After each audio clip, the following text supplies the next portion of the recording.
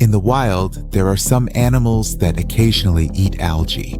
In other words, from shrimp and crabs to herbivorous fish and ordinary sea snails, algae is a part of these creatures' diet. But did you know that on the entire planet, there are only 2 living beings whose lives are almost completely dependent on algae? That means their food comes only from algae, and they can't survive without it. One of them is the Alicia or lettuce sea slug, a green sea slug that doesn't have a shell and its body looks like a green leaf. But the strangest thing about this slug is that it actually photosynthesizes just like plants do. In fact, the Alicia or lettuce sea slug gets the genes related to photosynthesis from eating green algae, stores the photosynthetic cells or chloroplasts in its body, absorbs sunlight, and gets its energy this way. But right now, I don't want to talk too much about this sea slug. Maybe another time in a different video. Today's topic is other living creature whose life depends on a single type of algae. You might not believe it's a mammal. You heard, a unique mammal that loves algae. A strange and unusual sheep that lives on a remote island in northern Scotland. If you want to know how a population of 4,000 sheep ended up stranded with only 50 people on this windswept, rainy, sea-surrounded land, how they survive, and why these sheep eat algae instead of grass like other sheep, stay tuned. Make sure to watch this video until the end to get answers to these questions and discover some of the strangest stories in the animal world.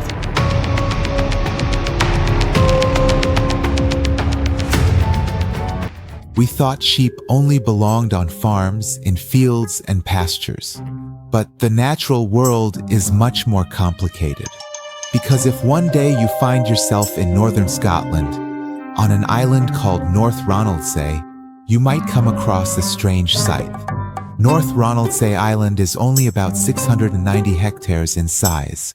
That's roughly the size of a large forest park, and only about 50 people live on the island. But the strange thing is that in this very place, 4,000 sheep live. That means, on average, there are 80 sheep for every person. But that's just the beginning. These sheep are very different from ordinary sheep. They look smaller, they have horns. Their colors vary between gray, brown, black, or white. And strangest of all, they are the only sheep in the world whose main food is seaweed. Now you might be thinking, what do sheep have to do with seaweed? Is something like that even possible?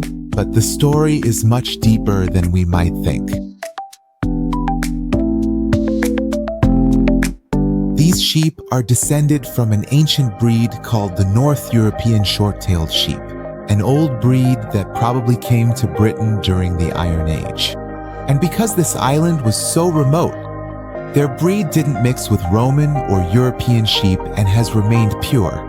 In fact, to be realistic, these are among the oldest sheep breeds in Britain that are still alive today.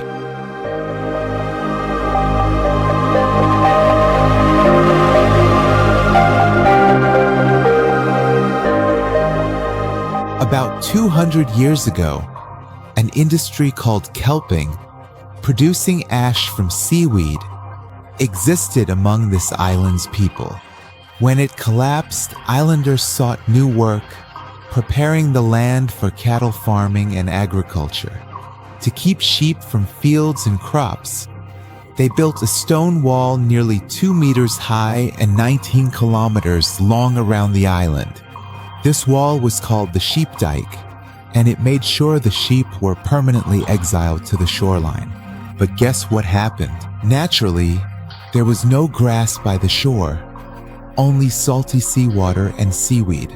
But things get really interesting when you find out how these sheep's digestive systems changed and they became expert seaweed eaters. Alright, hang on while I tell you the story. Let me answer your question with another.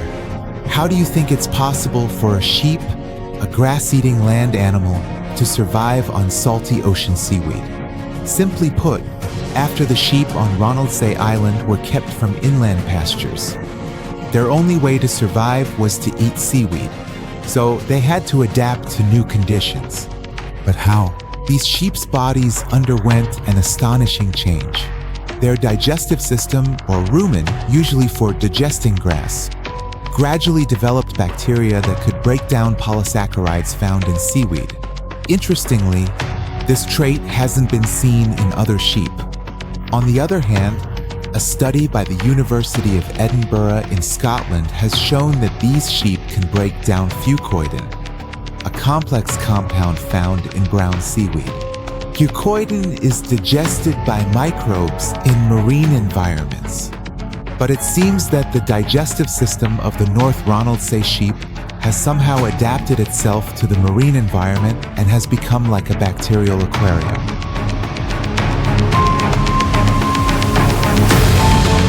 Now, let's flash back to the sheep's behavior and the color of their wool. Why do they get grass twice a year, and what routine do they live by? Let me paint a picture for you. Imagine it's 6 in the morning, weather in Scotland cold and foggy. Waves crash against rocks, and by shore, you see a small sheep carefully placing feet on rocks to reach a patch of brown, slippery seaweed sea left behind on stones as tide went out. It's truly a precious gift from the deep blue sea. The sheep of North Ronaldsay Island know exactly where to go, and when to come back. In other words, they come out when the tide goes out, and with the rising tide that covers parts of the shore, they return. Their grazing behavior is different from other sheep. Instead of grazing during the day and ruminating at night, these sheep follow the rhythm of the tides. Twice a day, when the sea recedes, they find food. Before the water rises, they finish eating and ruminate. This cycle helps them avoid tides and prevents drowning. For these sheep, the sea is their calendar. Almost year-round, they go between rocks and sand to eat seaweed and live under sharp winds.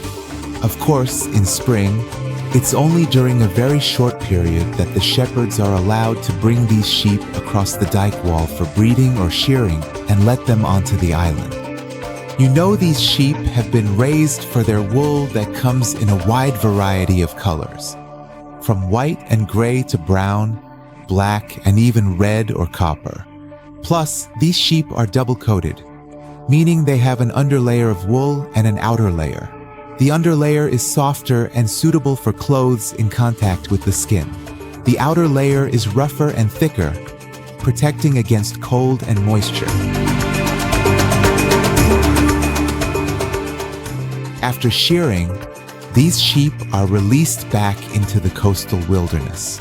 Since they have limited access to fresh water, they've developed a high salt tolerance. However, because they absorb copper efficiently and seaweed contains little copper, their bodies are sensitive even to very low copper levels. So if they eat too much seaweed and take in more copper, they could get poisoned. While searching for food, these sheep swim for fresh seaweed. Risky, they might be swept out to sea and drown. Interestingly, this unique diet affected the taste of their meat, and because of the minerals in the seaweed, the meat is already seasoned. Now, let me tell you the personality of these sheep. If you thought these sheep are dumb, fluffy creatures eating seaweed all day, I have to say you're mistaken. Local shepherds say these sheep smarter and more independent than regular breeds. They know their own paths. They even have a social hierarchy determining which sheep eats fresh seaweed first. For example, if an older and, let's say, more senior sheep is eating at a particular rock, the younger ones wait their turn. Now let me tell you a funny fact. Over time, some of these sheep have become addicted to a specific type of seaweed. For instance, they only go for finger kelp, also known as limona, a tall, brown, nutritious, and beneficial seaweed. This means these sheep don't just eat to fill themselves up. They've actually developed their own tastes and preferences choosing seaweed. The sheep of North Ronaldsay Island are professional seaweed connoisseurs. This breed is on the emergency conservation list because the number of breeding females has decreased. That's why their shearing and rough handling happens twice a year. And those 2 times are the only occasions when they might get access to grass as well. But still, a lot of them prefer to stick to eating seaweed. There are also different opinions about the North Ronaldsay sheep. Some scientists believe these sheep are rapid genetic adaptation. Another group says the bacteria in their digestive system feed on seaweed, making forced symbiosis. The story of these sheep carries a beautiful message. That is, nature always finds its way. I mean, when people thought they were getting rid of the sheep by building a wall, nature saved these animals, turning them into a resilient species and professional seaweed eaters. Now, tell me, in tough conditions, could we adapt like these sheep did? I'd love to read your thoughts in the comments section.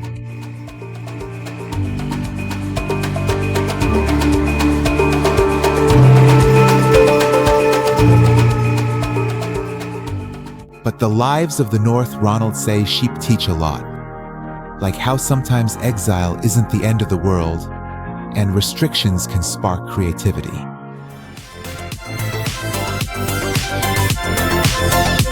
In light of all the preceding discussions and considerations that have been thoroughly examined and deliberated, it is imperative to acknowledge and further explore additional facets and perspectives that are intrinsically connected to this ongoing discourse, thereby ensuring a comprehensive and exhaustive understanding of the subject matter at hand.